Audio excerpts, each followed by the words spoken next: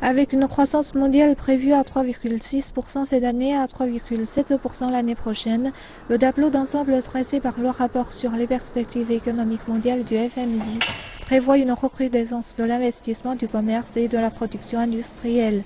Cette année, l'Europe, les États-Unis et le Japon ont eu de meilleurs résultats que prévu et certains exportateurs de matières premières comme la Russie et le Brésil sont aussi résolument engagés sur la voie du redressement. La situation est très différente comparée au début de l'année dernière, lorsque l'économie mondiale faisait face à une croissance chancelante et à des turbulences sur le marché financier. Nous observons une hausse cyclique qui va en s'accélérant et qui stimule les économies les plus puissantes en Europe, en Chine, au Japon et aux États-Unis, ainsi que dans les pays émergents d'Asie.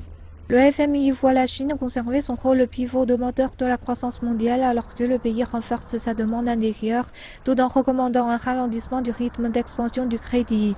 Les prévisions de croissance de l'Inde ont été revues à la baisse, reflétant ainsi les problèmes liés à deux programmes économiques majeurs du pays. Mais dans l'ensemble, les économistes du FMI voient des tendances positives pour la grande majorité de l'Asie émergente.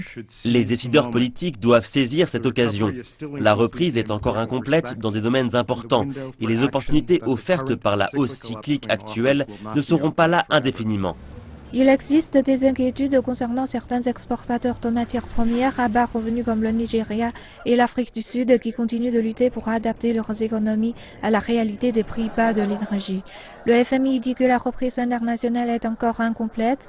Il recommande à tous les pays de lutter davantage contre les inégalités de revenus, d'apporter des réponses au vieillissement de la main-d'œuvre dans des endroits comme le Japon et l'Europe et enfin d'investir dans la formation de la jeunesse afin d'améliorer la main-d'œuvre du futur.